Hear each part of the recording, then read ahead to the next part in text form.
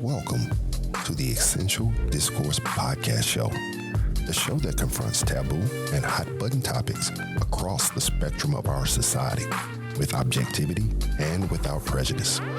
Our goal is to facilitate a safe space for honest communication that not only identifies problems and their root causes, but also attempts to provide practical solutions. Thank you for joining us in this endeavor. And now, without further ado, here is your host, Bruce.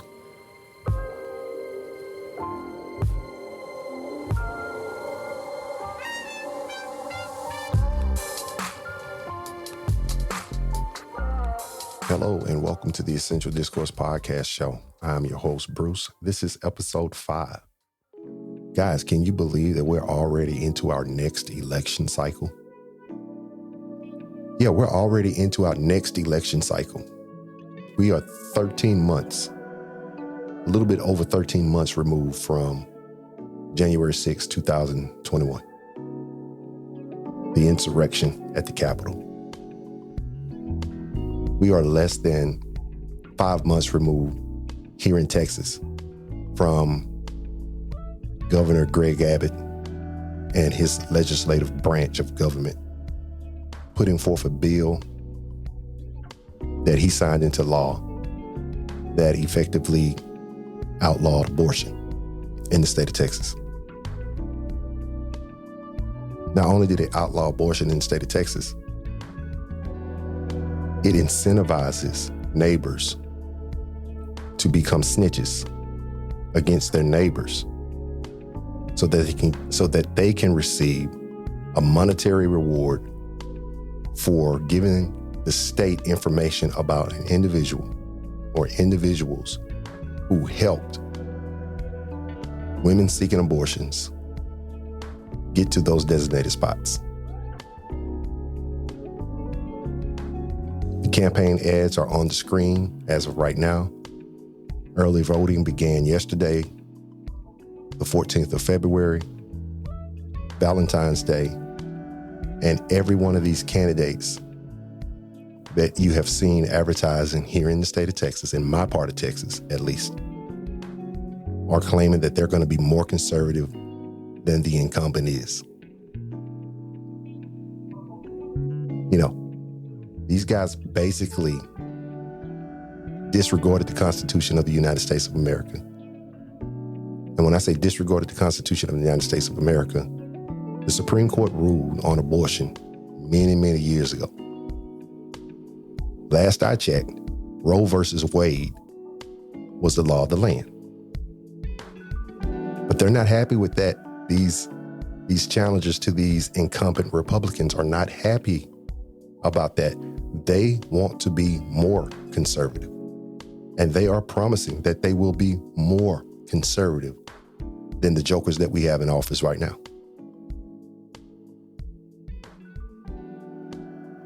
And in his response to journalists asking him, why weren't there any provisions placed into this law for victims of incest, victims of rape? Abbott responded by saying, we are going to eliminate rape. That's what this joker said. He said, we are going to eliminate rape. I was like, how do you plan on doing that, sir? You're going to eliminate rape? Seems to me, if it was that easy, you would have done it a long time ago. And then you've got the Attorney General, a person who has been under indictment. What? Yeah, a person who has been under indictment for almost 5 years or longer. And Mr. Paxton, old Kenny, his campaign ads feature Donald J. Trump giving him his full endorsement. Like, that's something to be proud of. A 2-time indicted president giving you his endorsement, that's what you're proud about. I mean, is that crazy? That's terrible. It is terrible. We suffered through probably one of the worst national election cycles in history.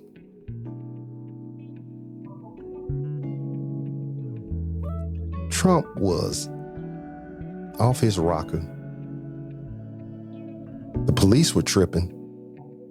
You know, during the last campaign cycle for the national election, you had George Floyd murdered.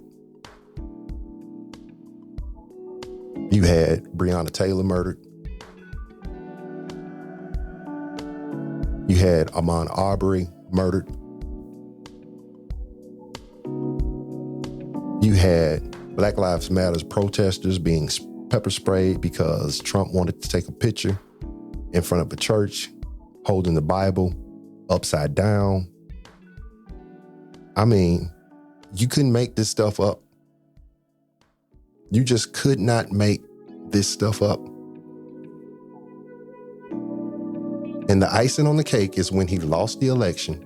Actually, before he lost the election, he was already claiming that if I lose, it's rigged. If I lose, it was a hoax. Which led to him calling his minions to Washington, D.C. on January the 6th, 2021. And I watched on the news as they engaged in total chaos, assault, doing physical harm to uniformed police officers, spraying bear mace in these people's faces, hitting them with flagpoles that were carrying Confederate flags.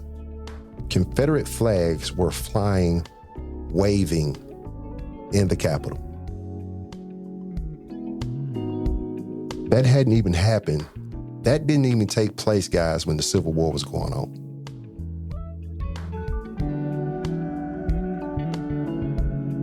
Fast forward, you got a commission, a January 6th commission who's trying to gather evidence to really understand how what happened actually happened. And you have all these people who were co-conspirators, in my estimation, with Trump, who are all pleading the fifth or claiming to have executive privilege. It is the most ridiculous thing that I've seen in quite a long time.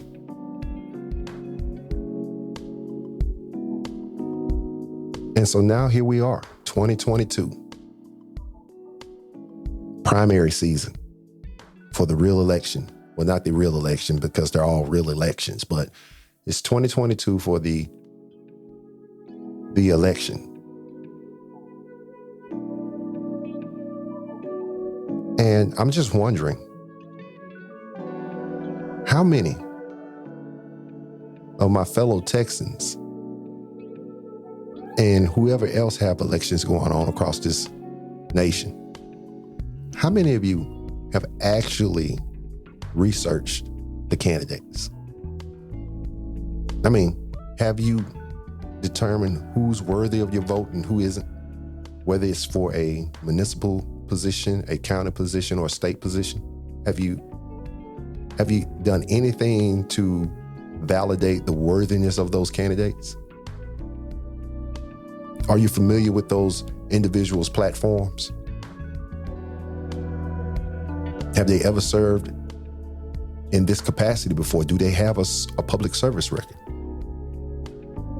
Do they have any qualifications other than having money? Do they have any type of qualifications other than just being a Republican or a Democrat or an independent? Are they mentally fit to serve? Because what we don't need is more Marjorie, whatever her name is, from Georgia. That chick's bat, you know what, crazy. And if we're being honest, and we should be able to be honest here on the Essential Discourse Podcast Show, if we're being honest, for much of the voting population, the answer to each of those aforementioned questions is a resounding no. So, being that we haven't done any research, because there haven't been any debates, there haven't been any, not in my area at least, there's not been any coverage regarding these candidates, other than the fact that they're claiming that they're going to be more conservative than the incumbent that they're trying to replace. So what's our plan? You know, Texans, what's our plan? Are you going to vote a straight ticket? Are we going to vote a straight ticket ballot? Is that your plan, Texans? Because if it is, I'm sorry to inform you that you won't be able to do that. You won't be able to do that because it was outlawed in 2017. Texas tried to bring it back in 2020, but the Fifth Circuit Court said, we ain't doing that. You ain't doing that. So if that was your plan, that's no longer a part of your plan. How are you going to get your research done?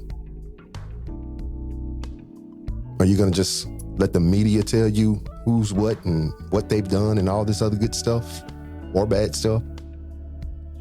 Are you going to rely on your peers, your coworkers, your family members?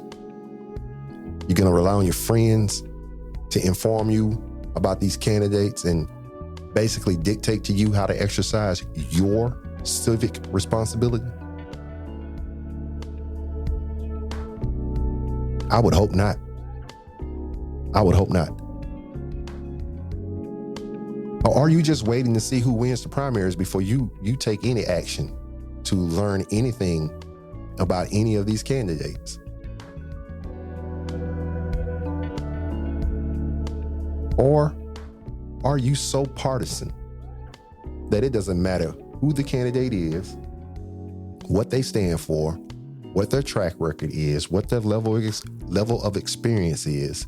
As long as you see Republican by their name, you're voting for that person. Or vice versa, Democrat, you're voting for that person.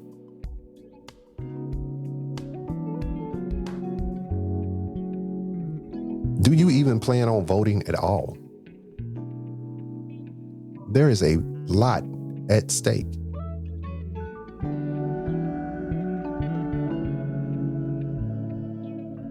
And I really think it's time that we as minorities, Black, all shades of black, brown, all shades of brown, poor people, and understand this: you are a poor person if you're not making $500,000 a year. You're a poor person. And in some states, $500,000 a year ain't enough to classify you as wealthy. There is no middle class. There is no middle class. You're either wealthy or you're poor. That's the truth. And there's more poor people than wealthy people. And I really think it's time that poor people put their differences aside and start focusing on our common issues and our common enemy. Our common enemy are wealthy people who get elected into these positions, who have wealthy friends and wealthy donors. They promise you the moon, the stars, and the sky above, and have absolutely no intention on delivering any of that. And for so long, we have just been giving our vote away.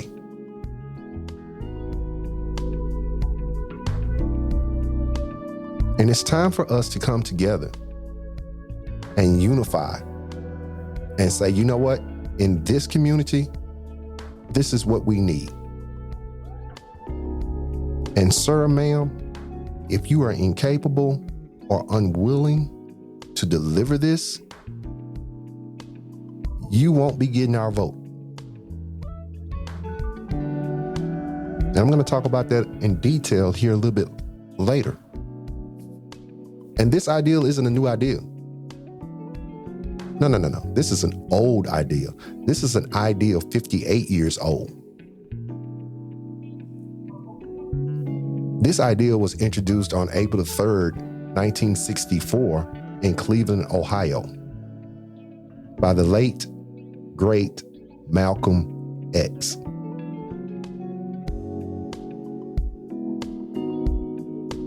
In my estimation, this is one of the most important speeches or dissertations ever delivered in the modern history of our country. The speech was entitled "The Ballot or the Bullet." Now, if you haven't listened to this speech, if you haven't read the transcripts of this speech, I highly recommend that you do so. Don't get hung up on the language. Because if you truly understood what was going on in 1964, you wouldn't get hung up on the language. You wouldn't get hung up on the phrase, the white man. Because in 1964, the white man held the power. There was no black representation. There was no Puerto Rican representation. There was no Hispanic representation. There was no Latino representation. There was no Cuban representation nationally. 1964 was right in the midst of the civil rights movement. Between 1960 and 1964, people were getting sprayed with water hoses, high pressure hoses, and had dogs sicked on them. People were just being taken to jail for peacefully protesting. Sounds eerily familiar to 2021 and 2022. 1964. 1964 was a turbulent year. Just a year before, matter of fact, on November the 22nd, 1963, JFK was assassinated. And shortly thereafter, Malcolm X was silenced by the Nation of Islam for his remarks after the assassination of John F. Kennedy. And if you've seen the movie Malcolm X, or if you read the autobiography of Malcolm X, you know that there were other things that led to his eventual split with the Nation of Islam.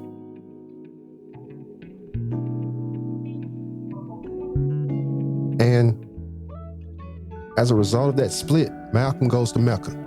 He takes the pilgrimage to Mecca, and he's seeing all kind of people praising the same God, who all look different, who all have different colored skin. And he has a new perspective. And this new perspective is still aggressive. So today I'll be quoting some excerpts from this speech and making parallels to today's political climate, today's struggles, the challenges that we face today. But before I do that, I want to make a few things clear. Now, I've already made mention that in this speech, Brother Malcolm uses the term white man. This is not an all-inclusive term. He's not talking about every white man. The white man he's talking about, and the white man that I'm talking about, is the rich white man, is the wealthy white man. The wealthy white man who sits in the Senate, who sits in the House of Representatives, who sits in the presidential office, who sits in the governor's mansion. I'm talking about these wealthy white men. And their friends who support them financially and provide them cover that they can afford to provide based off of their wealth. You have to understand that with wealth comes power. With power comes influence. You don't have wealth, you don't have any of that.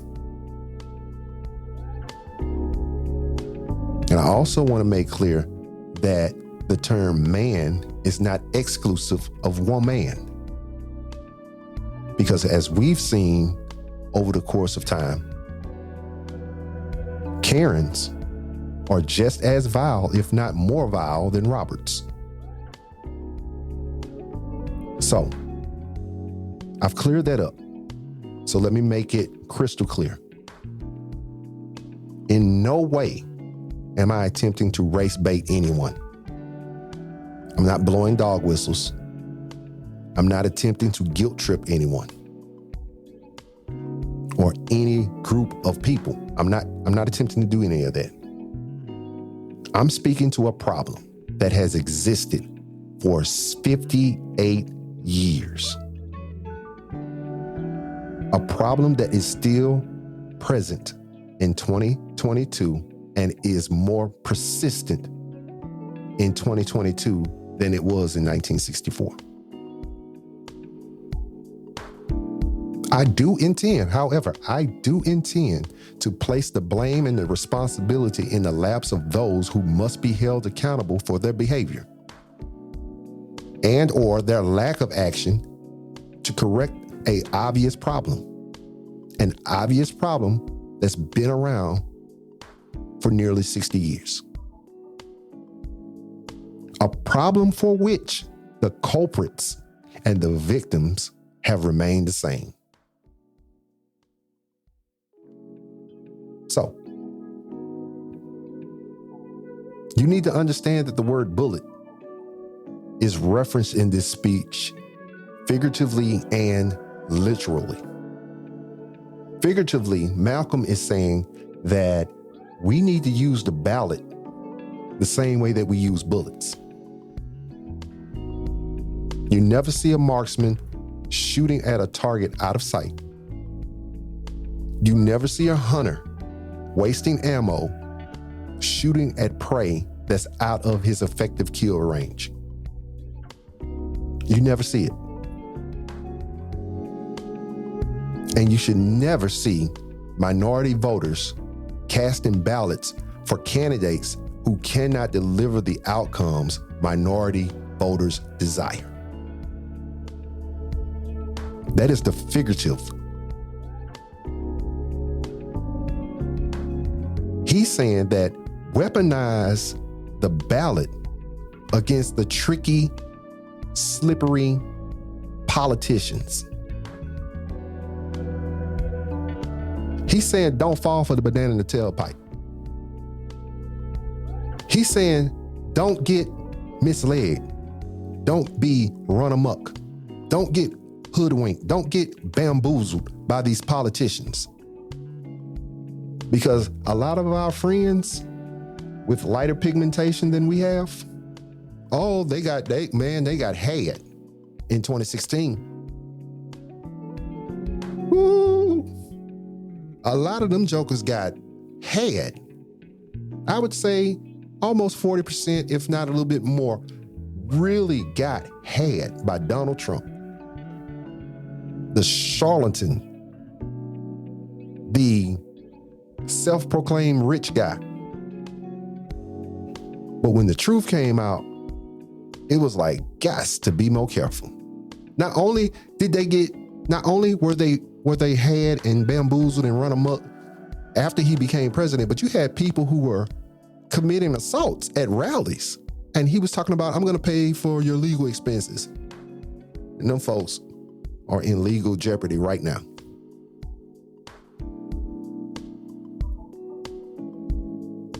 So, minorities,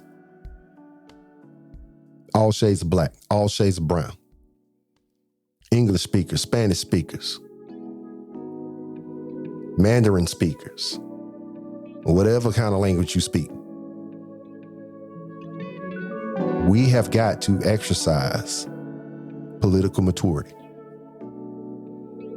We've got to protect ourselves from these slick talking, snake oil selling politicians.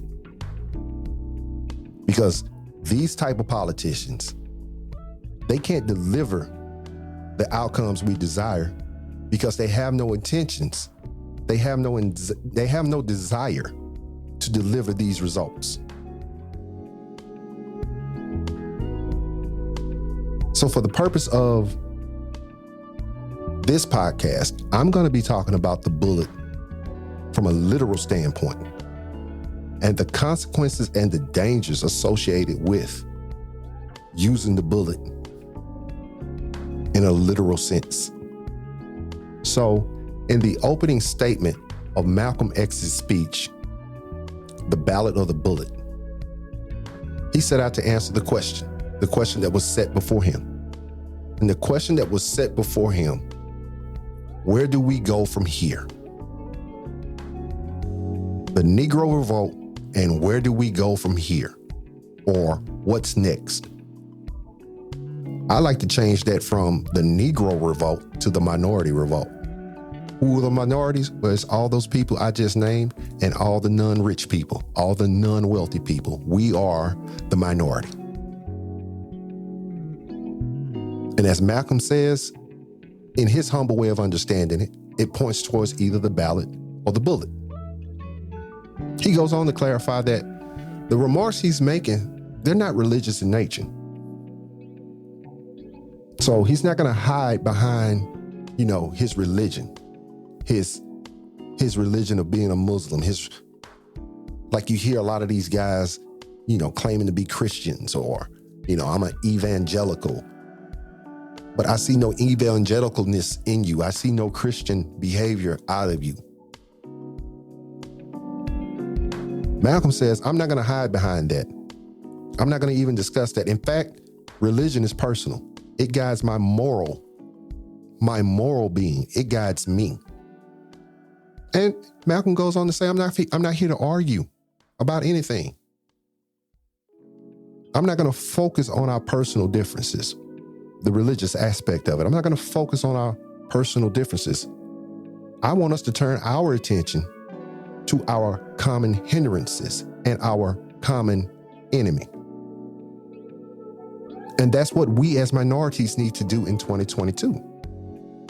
There are so many things that we have in common as minority people. And if we would unite ourselves and come up with an action plan and execute that plan, we could return the power back to the people.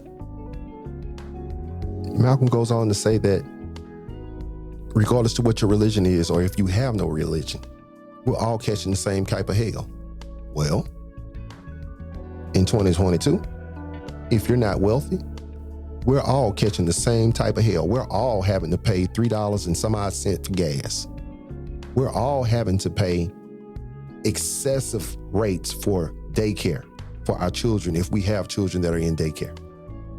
We are all having to worry about possibly sending sons and daughters, uncles and aunts and fathers and mothers to war as Russia is doing whatever Russia is doing over there in Ukraine.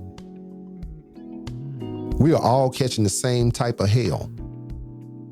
We are all trying to make ends meet without any ends.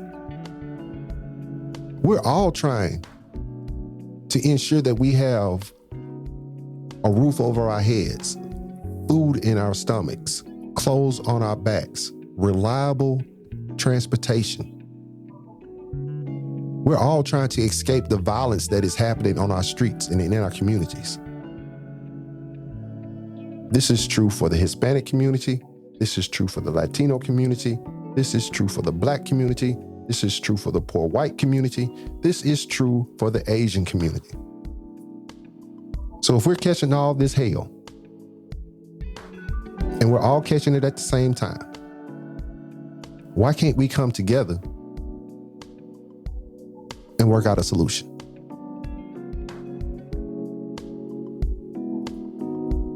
And this hell that we're catching, most of this hell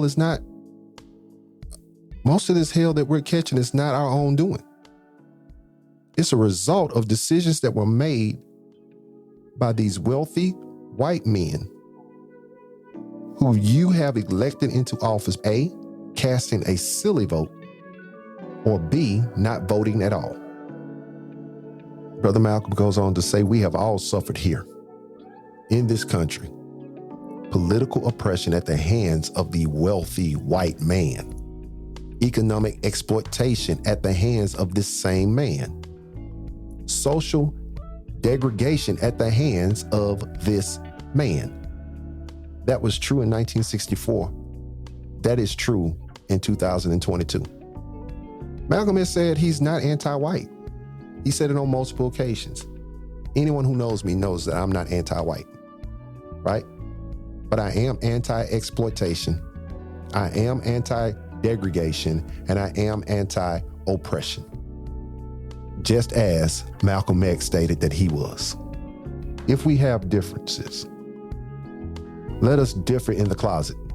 And when we come out front, let us have nothing to argue about until we have finished arguing with the wealthy white man. Because if we don't do something real soon, you'll have to agree. We're going to be forced to either use the ballot or the bullet. That's what Malcolm X said in 1964. That was the opening part of his speech. The problem for us today is this. We have tried the bullet literally. We have tried the bullet literally. And we are still utilizing the bullet literally in a willfully ignorant manner. And we've yet to immerse ourselves in the absolute power of the ballot. The bullet literally requires no discipline to deploy. All you need is an apparatus for it to fire. The bullet provides some with instant and short-lived gratification. That gratification is replaced by isolation. Isolation from a quality life, isolation from the freedom of movement, and an isolation from any pursuit of true happiness. Bullet attempts to obtain by force and fear what can only be earned through perseverance, influence, sensible, and cohesive strategies. For the working poor, those affected by their unique environmental conditions or personal circumstances, those excluded from viable opportunities to a better life, and those deemed disposable, this is inclusive of all races, genders, sexual orientations, and etc. Those deemed disposable by those who have benefited and are benefiting from this type of oppressive, racist, sexist, capitalistic system that this country has in place, the ballot, when properly utilized, is the great equalizer.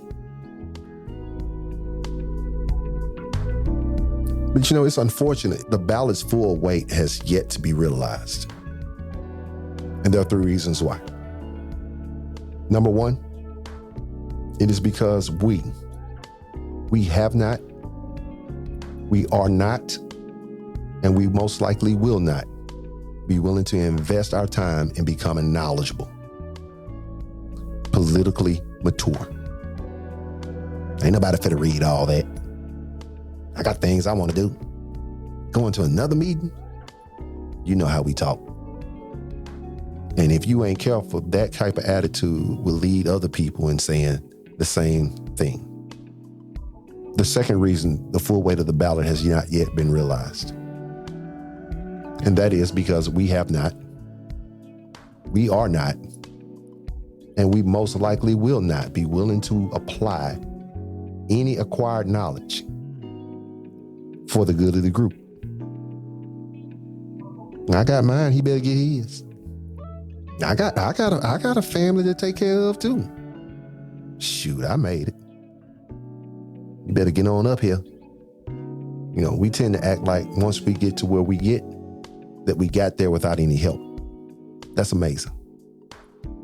Reason number 3, the ballot's full weight has yet to be realized, is because we have not. We are not, and we most likely will not be willing to follow leadership, righteous leadership. And the final reason the full weight of the ballot has yet to be realized is because we refuse. We have refused, we are refusing, and we will most likely continue to refuse to hold ourselves personally accountable for our actions or our lack of action. And on top of that, we want to hold our leaders to a higher level of accountability than we hold for ourselves. And that is the wrong answer, ladies and gentlemen. There must be but one standard of accountability. And the same standard of accountability has to apply to all members of the group. Instead of following Brother Malcolm's advice to differ in the closet, but when we come out front, let us be united until we finish arguing about our common enemy, our common problems. No, we rather get on these social media platforms and put everybody on blast who we disagree with. That's a part of being mature as an individual. We have got to be politically mature if we want to see real changes in our communities. As I look around the landscape, it appears that we are incapable of being loyal to each other. Yeah. It seems that we're so incapable of being loyal to each other that we end up voting against our own interest. We end up doing things that hurt us in the long run. Why is that? Because we lack unity. We lack discipline. We lack maturity. So why is this political maturity topic so important? Why is it so important? And if we are not, and we have not, and we most likely won't, are we chasing a unicorn? Well, let's deal with that first question. Why is political maturity so important? Well, let's take a look at what's at stake. We've got to move past minimum wage and get to a livable wage. The wealthy people ain't going to let that happen. They're not going to just do that out of the kindness of their hearts.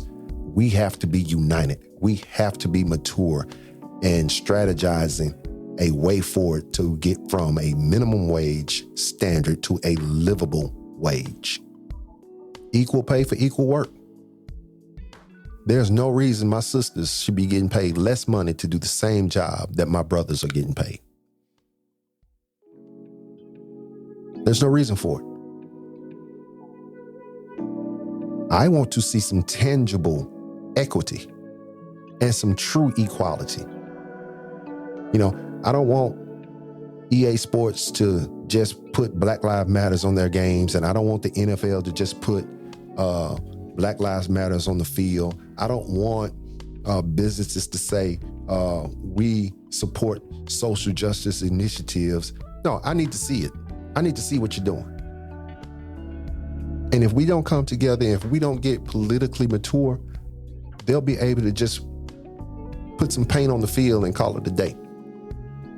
What else is at stake? Well, criminal justice reform is at stake. Aren't you tired of it just being the just us system when it should be the justice system? Yeah, when we're politically mature, we can put attorney generals in office who will execute the law under the spirit of the law. We can put district attorneys in office who will execute the law and prosecute the laws under the spirit of the law. As minorities, we deserve to have access to competent healthcare providers, along with affordable office visits and medication. When my sisters go to the hospital, or to the doctor's office and they're complaining about something, they should be listened to. They should be taken seriously. These medical professionals should be doing everything they can to find the root cause of the problem and not just treat the symptoms. We deserve to have access to fair lending, not just for cars, but we deserve to have fair lending in houses, for businesses, for tuition, for everything else that these other people get low APRs on, and fair rates and fair terms and fair links. We need to have access to the same thing. We should have access to safe housing and affordable housing. Public schools that have adequate resources that teach children the truth and provide life skills. We should have access to that too in the hood. I shouldn't have to bus my kid 25 miles or take a risk of going to jail and registering my kid in another school district because the district in which I live in is run down and it's underfunded. You know what else is at stake? Books are at stake.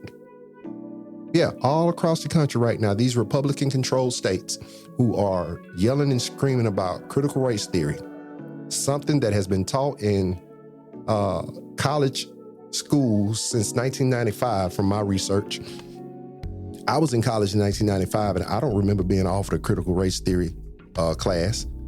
Maybe you have, but I wasn't. And they seem to think that this critical race theory is being taught to their junior high school kids and their high schoolers. So now we need to take Kill a Mockingbird to Kill a Mockingbird, and we need to take Uncle Tom's Cabin, and we need to take The Color Purple out of the libraries. What kind of foolishness is that? That is some straight fugabooga. And if we don't exercise political maturity, they're going to be able to do that. Voters' rights are at stake. Yeah, voters' rights are at stake. If you've been watching any type of news over the last year, you can see that they are actively engaged at making it harder for minorities to vote. What else is at stake? We deserve to have great jobs with excellent benefits in our communities. We deserve to have clean water to drink and unpolluted air to breathe. We deserve to have mental health that addresses the root cause of the problems that we're having mentally and not just the symptoms. You shouldn't just dope us up and expect us to be okay afterwards. We deserve to have a relationship with our police departments that doesn't wind up with us being abused or having our rights violated, particularly the Fourth Amendment right. I don't want to be a victim of the ultimate seizure, unlawful seizure at that. That's my life. We deserve to have transparency from our municipal, county, state, and federal elected officials. Stop hiding behind privilege. Stop hiding behind, the DA say we can't release the video. Stop hiding behind that. Bad news doesn't get better with time, people. And we deserve social justice. There should not be a safe place on this planet, on this earth, especially in this country, for any racist, any bigot, any supremacist, any misogynist, any misogynist, or any harasser of any type. And women should have the right to choose what goes on with their bodies. That's all at stake in 2022. And it will be at stake in 2024. These common issues, guys, they're not just gonna magically be solved overnight. They're not gonna be magically solved. You're gonna have to vote. You're gonna have to vote maturely. You can't let these crooks come into your house, come into your communities with false promises of building up your hopes for the letdown. You know, guys, these problems that we have, these common problems that we have, they're not gonna magically disappear overnight. But we can do a lot if we would come together and exercise political maturity unilaterally amongst the minority majority. Now, we've got to become politically mature so we can recognize the lies. And we have to be so disciplined with our political maturity that we will not accept anything less than what ministers to our needs as individuals and as a community. Oh, he just said ministers to our needs. Yes, ministering to a need simply means I am meeting a need. So being politically mature, we are letting you know what our need is. Can you meet it? And if you can't meet it, what are you willing to do to meet it? And if you're not willing to meet it and you can't meet it, you can't get this vote. That's simple. We'll identify someone who's able to meet the need that we have. You know, Stevie Wonder has a song called You Ain't Done Nothing. I think this song came out in the 60s as well. And just listen to the lyrics of this song. Stevie Wonder says, we are amazed but not amused by all the things that you say you'll do. Though much concerned but not involved with the decisions that are made by you. It's not cool to be ridiculed, but you brought this upon yourself. The world is tired of pacifiers, and we want the truth and nothing less. We would not care to wake up to a nightmare that's becoming real life. But when misled, who knows, a person's minds can turn as cold as ice. We're sick and tired of hearing your song, telling us how you're going to change right from wrong. Because if you really want to know our view, you haven't done nothing. And that is the great condemnation on nearly every political official that the minority vote has elected. They haven't done nothing. Nothing that benefits the minority voters. Nothing. Not one thing. I believe in 1964, the number of black people in this country was estimated to be about 22 million people. And in this speech, Malcolm X states that he is one of the 22 million black people in this country.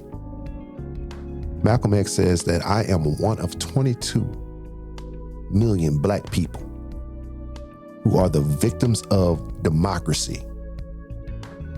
A democracy that is nothing more than disguised hypocrisy. Yeah, we saw that too in 2020. Yeah, we saw that in 2020. Y'all remember when that boy from South Carolina, Lindsay is his name. Y'all remember when he got on TV and he said that, the country should be able to decide who their Supreme Court justice is. Actually, this was before 2020. This was before that. He said the country should be able to decide who their next Supreme Court justice would be. So you can't nominate somebody for the Supreme Court in an election year. And this fool turns around and backtracks on that completely, even though there's audio and video of him saying what I just told you he said. Just last year, Texas, it was cold. Ice was on the ground. We didn't have no electricity. Guess where your senator was? Him was in Cancun. Him went south during the worst ice storm in the history of Texas over the last 30 years. Him went to Cancun. Yeah, that's where him went. Him went to Cancun, and then him lied. Him lied on him daughters, saying it was their idea. But Texas, y'all keep putting that jive turkey in office, and I don't understand why. What has he done? I gave you a minute. To think of anything that he's done proactive, productive, that has affected your life in a positive way. He ain't did jack crap. But you keep sending him back. Why is that? Ted Cruz, John Carney, every member of the House of Representatives from the state of Texas and anywhere else who consistently chooses party over righteousness, who has ignored the truth, who continues to perpetuate the lie that Donald Trump told about the election up to and after January the 6th, 2021. Yeah, these are hypocrites in my estimation. Yeah, these are hypocrites. And they need to go. And we can get them out. My minority brothers and sisters, we can get them out if we do what's necessary for us to do. Now, you need to understand this. You need to understand this now. Just as it was in 1960, it was the same in 2012, 14, 16, and 20. It was the minority vote that put those administrations in office. It was who the minority vote either gave their vote to or did not give their vote to that determined who won the White House. Malcolm X says, white people are so evenly divided on the candidates, minority people have a block of votes of their own. It's left up to them to determine who's going to sit at the White House, in the governor's mansion, and who's going to be in the doghouse. It's up to us. We have the ability to make change in this country if we simply come together, and exercise political maturity. So Texas, I'm talking to you, Texas. You got a governor's race. You got a lieutenant governor's race. You've got a attorney general's race. Those are the three that you will hear the most about. Those aren't the most important, though. There are 15 Board of Education vacancies. There are 3 Texas Supreme Court vacancies. There are 3 Texas Court of Appeals vacancies. Those courts are the most important ones. And we need to know who we are and who we aren't voting for in those courts. Those courts are the backstop to those first 3 that I gave you: the governor, the lieutenant governor, and the attorney general. Bell County, Killeen, Temple, yeah. 3 courts vacancies in our county. You got 4 justices of the peace vacancies. In Killeen, the mayor's seat's up for grabs. And if you hadn't started your research, you need to start your research on these people, on these candidates for these vacancies. I want to make it absolutely clear that this isn't just about Texas. It's about all 50 states. All politics are local, people. If you control your local politics, you then control how resources are distributed, what policies are put in place, etc., etc. However, and you got to understand this, poor people will never hold this authority. We will never have this type of power if we continue to fail. If we continue to fail to research, if we continue to fail to unify, if we continue to fail to put our differences on the back burner, if we continue to fail to be accountable, if we continue to fail to follow if we continue to fail to identify and follow righteous leadership, and we fail to do what we must do in order to vote, we'll never hold that power. We'll never have that authority. Now, I asked you a question earlier: is political maturity a unicorn? Well, the most probable and practical answer is yes. But it doesn't have to be. It doesn't have to be a unicorn. All we have to do is to resolve to do the following. We seize the power and the authority granted to us by the Constitution of the United States. We have to resolve that it's more than just voting once. It's a lifetime commitment of not only preparing to vote and voting, but it also involves active participation in these city council meetings, school board meetings, town halls, jury duty, and making your approval or displeasure known and heard. Yeah, I hear you. Bruce, these votes don't count. Our votes don't matter in the grand scheme of things, man. You can say what you want to say. I'm just convinced these votes don't count. Them people gonna do whatever they gonna do, regardless. I ain't voting at all. I'm over it. Period.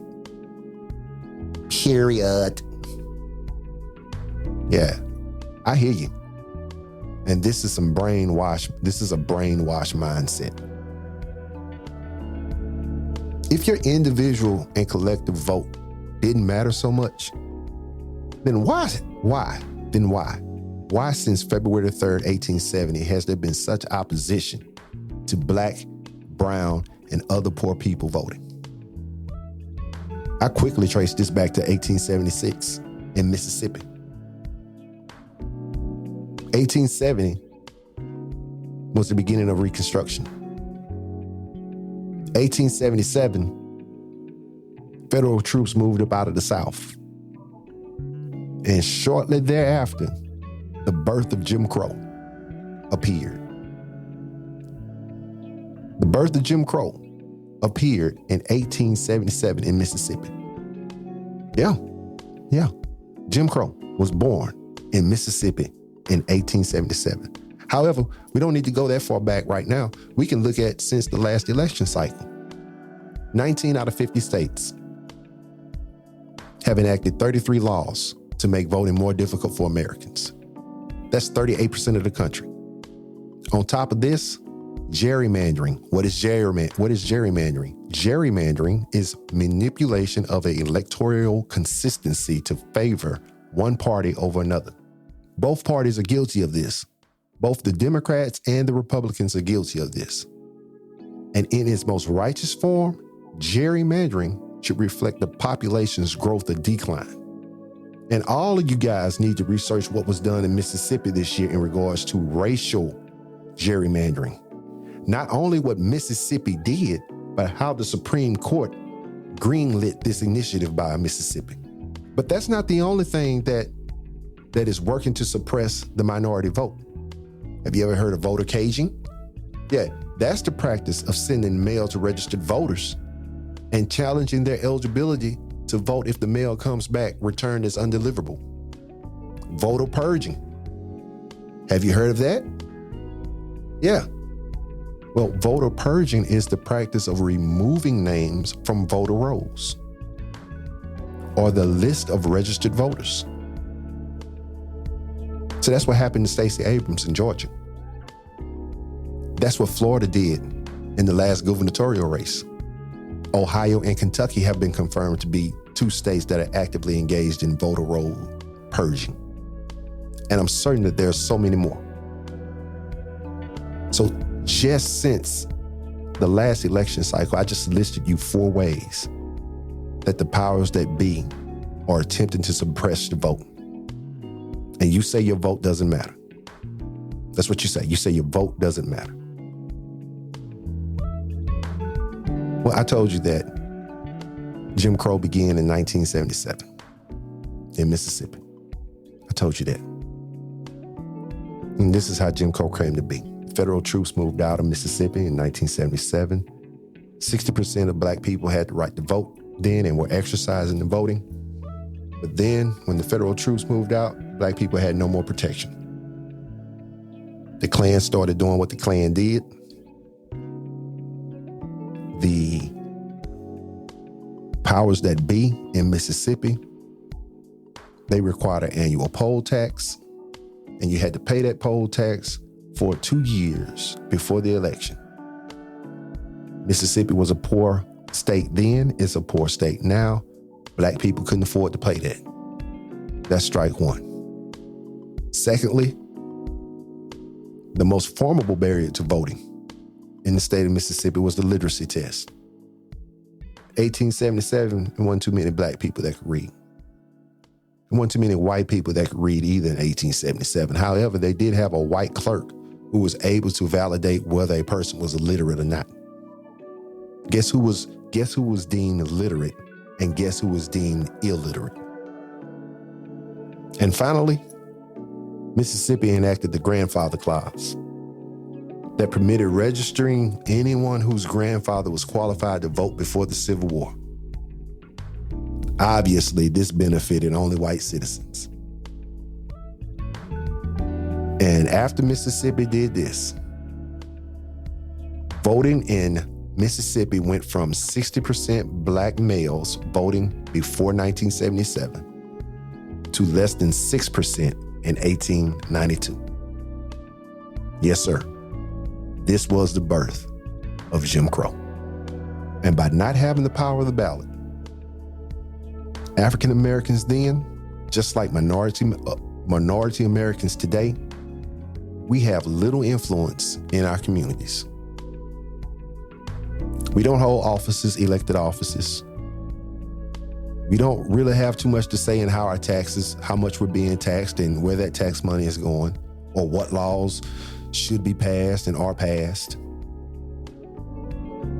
We don't have any control over our local police, our courts, our public schools. We are effectively being denied our rights as citizens when we're not allowed to vote. And these jokers are trying to make it harder for us to vote. But you say the vote doesn't really matter.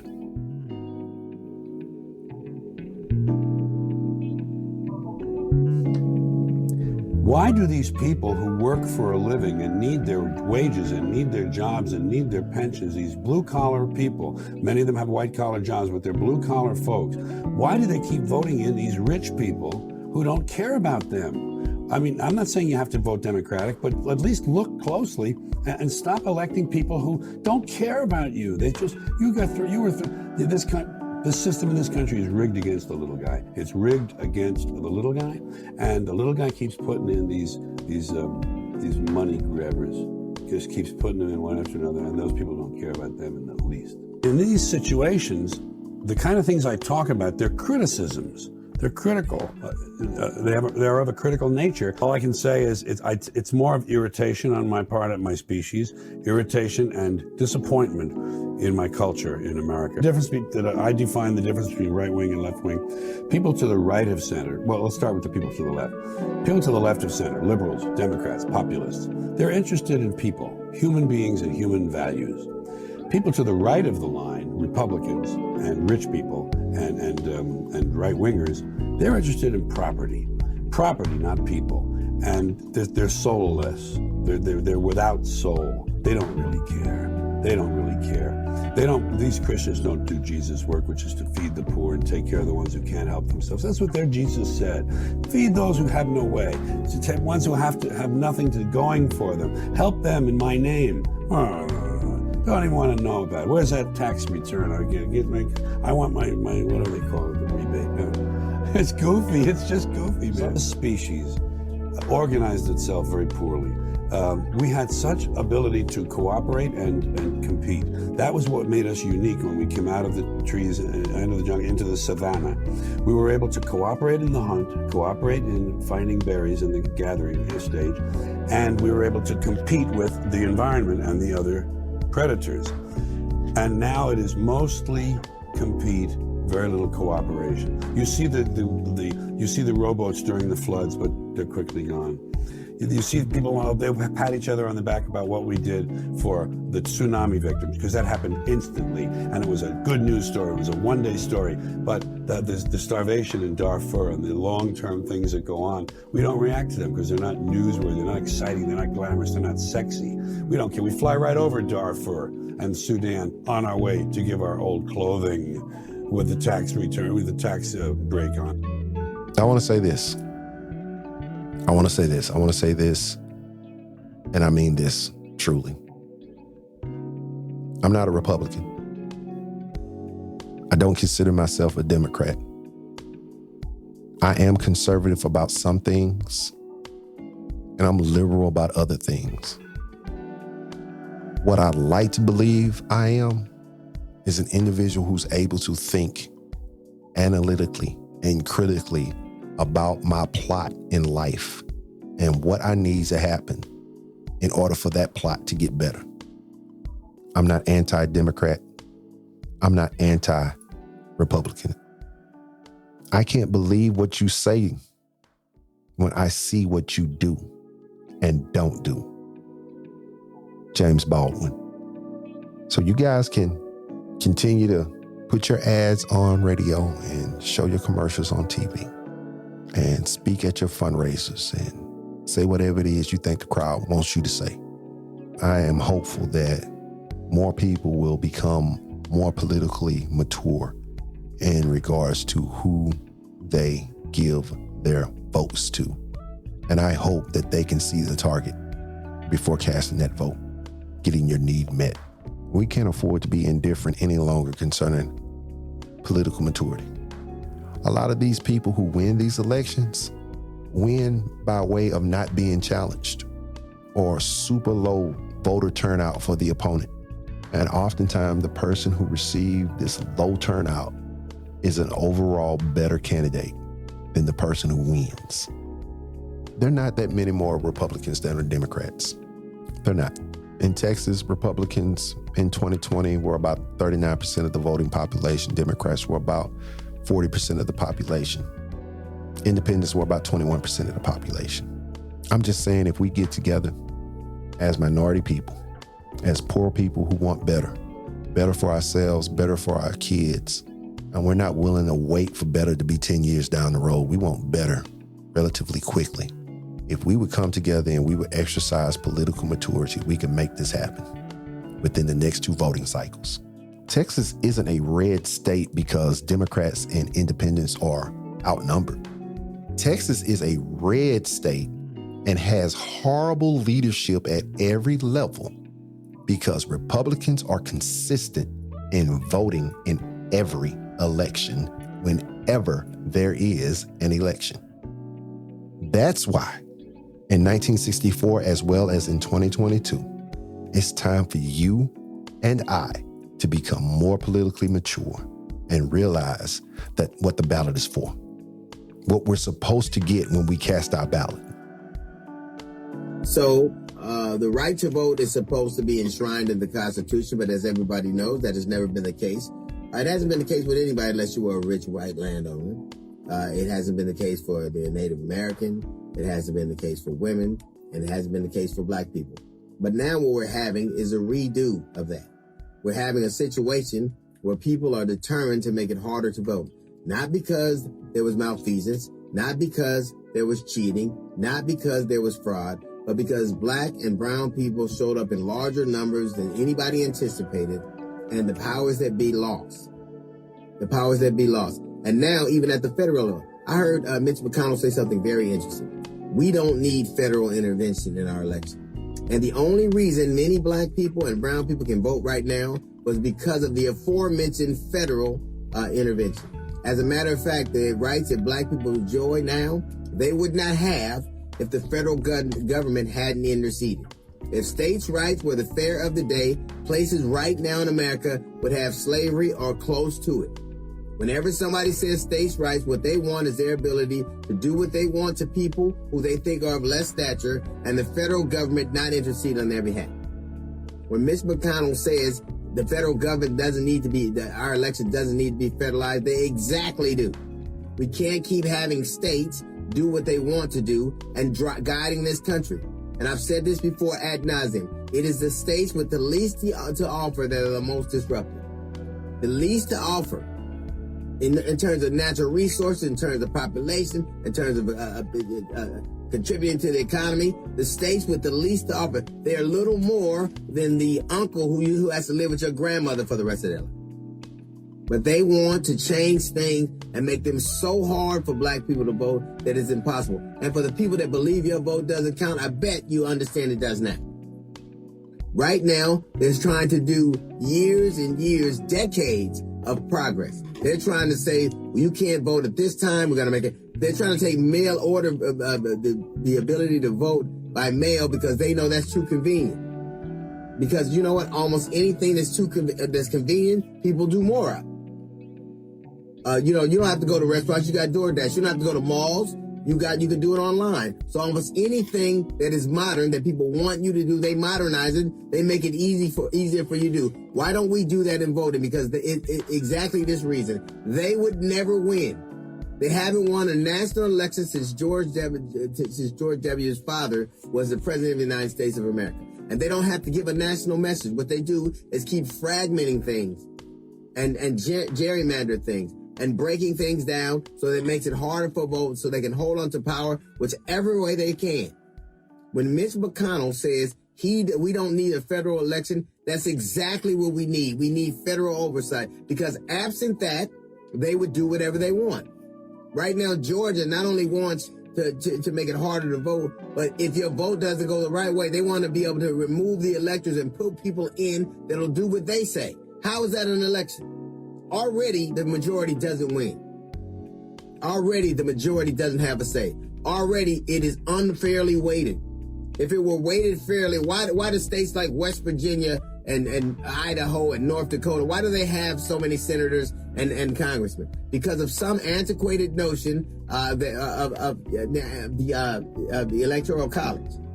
It's already slotted against the people who have the most population, who contribute the most to the economy.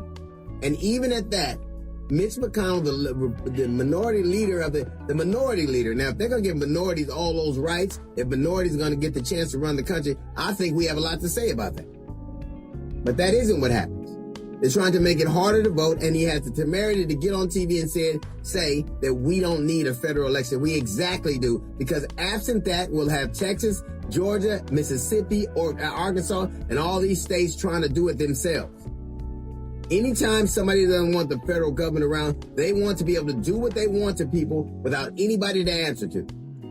And people should understand the rights that we do have as far as we have to go. If we did not have the federal government interceding on our behalf, we would be little more than slaves. And a lot of people are trying to make it exactly that way right now. If your vote doesn't count, they wouldn't be trying to criminalize it. And there you have it. Your vote matters. How you vote matters. So, let's resolve to be better stewards of this right that we have fought for, that our ancestors have fought for, that they have bled, sweat, and died for. Let us be better stewards of this right. Because I guarantee you this, if you wake up tomorrow morning and the headlines on CNN, Fox News, ABC News, NBC News, CBS News said all minority people can no longer vote effective immediately, we would lose our freaking minds. You want to burn some stuff, tear some stuff up because it's been taken away. And if we aren't careful, if we aren't vigilant, if we aren't passionate, and if we don't exercise political maturity, that is exactly what they are going to do. I don't want to hear about, it really doesn't affect me. Yes, it does affect you. The decisions that you do make and the decisions that you will not make ultimately will affect you. But it doesn't just affect you, it affects the sum of the whole. I hope I didn't sour your spirit. But this is a conversation that we needed to have because there are so many young people, young minorities, who have this mindset that my vote doesn't matter. You got so much to do when it's election time that you can't spend a few minutes. If you plan it right, if you go and early vote now, you can have all that out of the way. So let's be better stewards, people. Let's be more responsible. Let's be accountable to the ancestors. Medgar Evers didn't take those bullets in the back for nothing. Those 3 boys who were murdered by the Klan in Mississippi and buried in the swamp, they didn't die for nothing. Your aunts and uncles, great aunts and uncles who were bit by dogs and had water hoses sprayed up on them, high pressure water hoses sprayed up on them, who took licks to the head with billy clubs and all that other stuff. They didn't do that for nothing. They did it for you, they did it for me, and they did it for the generations to come. And now it's up to us to realize the full weight of the ballot. We have got to come together. We have got to unify. We have got to set our differences aside. And we have to be strategic in what we do and how we do what we do. I want to thank you for listening to this episode of the Central Discourse Podcast. As always, you can find me on my normal platforms. If you have any comments about this show, please feel free to reach out to me. Let me know. I look forward to actually getting something from one of you at some point in time. All right. Y'all be blessed. Peace, love. All right. I've had a blast chopping it up with you today. Do me a solid. Subscribe to the EDP wherever you get your podcast. Visit our website at www.edpshow.com. Leave us your feedback, fill out our contact list, and feel free to browse around. Review our podcast and our content. And finally, plug us into your friends so that we can all be friends. Thank you. This is Bruce from the Essential Discourse Podcast Show. That boy is good. Good and terrible.